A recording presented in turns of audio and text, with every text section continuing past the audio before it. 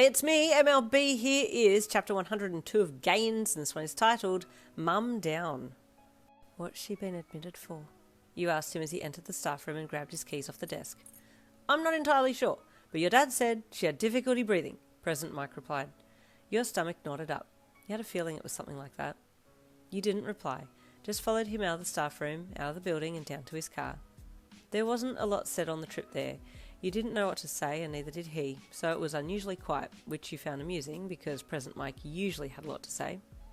Once at the hospital, he let you out, and then you both headed for the front doors. The receptionist there was very helpful, and you were directed to the pulmonary unit. I'm not sure how long I'm allowed to be here, you commented to President Mike as you both stood and waited for the elevator to take you up to the pulmonary unit on level 3. Don't you worry. I'll wait in the hall, and you can tell me when you're ready to go, he said. Don't feel pressured.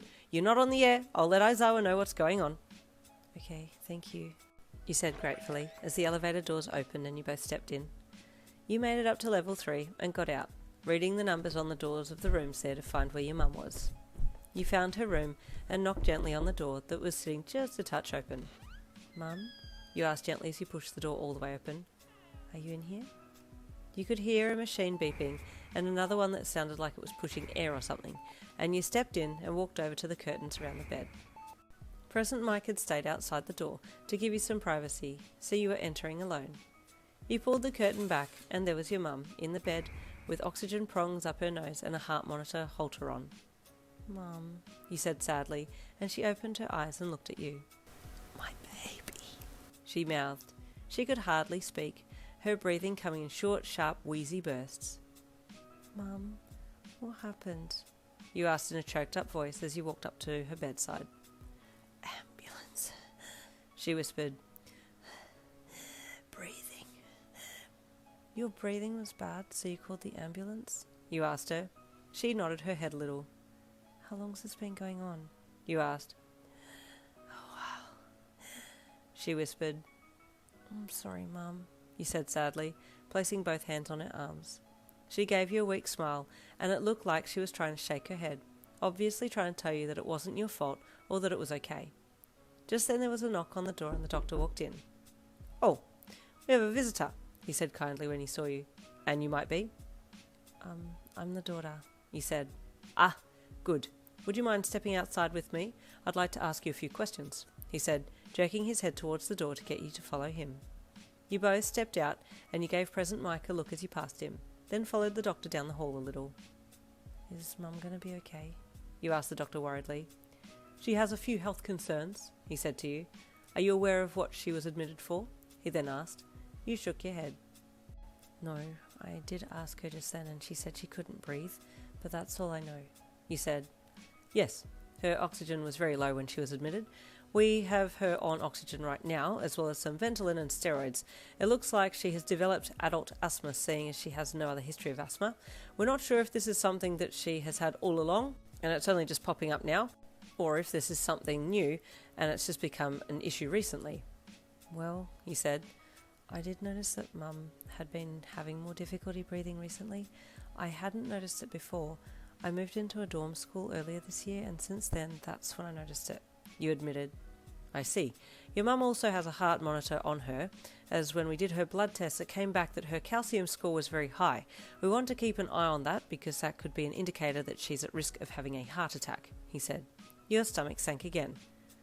So she has asthma and could have a heart attack? You asked, just to confirm what you'd heard. Yes, that's what we're treating it as, but there are a few other issues as well. Her organs are under a lot of stress, and her kidneys and liver are both in a mildly bad way. We're going to do our best to help your mum, but she also needs to start thinking seriously about her health, he said. You looked down at your shoes and nodded. I'll let you keep visiting with her. You might be able to encourage her in some way. She keeps asking about you. Your name has been on her lips as soon as she was admitted, he said. She's very attached to you. I'm the only child, he said. It makes sense. He nodded. Very well, I'll go and write the report and put that I've spoken to the next of kin, and we can go from there, he said. You nodded and turned to walk back to the room, and he turned and headed off down the hall. President Mike gave you a smile as you approached him, and you stopped briefly to tell him what was going on, before heading back in to see your mum. You sat down by her bedside and reached your hand across to hers, slipping your hand into her hand and squeezing gently. Mum, hey, Listen, you and I need some help, you said with a sad smile. I need you with me. It was then that you choked up. Your mum and you had so much in common, and the more you were learning about yourself, the more you were learning what could be true for your mum as well. Did the doctor tell you what you were in for? You asked her. She shook her head slowly. Adult asthma and heart monitoring, you said. Mum, I need you to get better. I need you with me, and I need your health to become your priority. You said you wanted to be there for me. Well, be there for me with your best foot forwards. Look after yourself for me. Your mum smiled sadly. I don't know how to, she whispered. Well, would you come with me to see someone? You asked. See who? She whispered. Like a counsellor or psychologist? You asked. Because, Mum, I got into the Hero Gym, which is really exciting, but I've seen that I have a heap of stuff to learn, and one of the things that's holding me back is doubt in myself. So I want to talk to someone about it. I've got a list of people that Aizawa gave me. Would you come with me? We can talk to them together about our problems. I feel like we both have the same things that we need to talk about. I can get you a session on your own if you want. I don't want to pry into your private life, but I think this is important for us. For me. For you. Your mum squeezed your hand back and nodded tearfully. Yes, she whispered. If you go, I'll go. It's okay, Mum's going to be okay, I promise.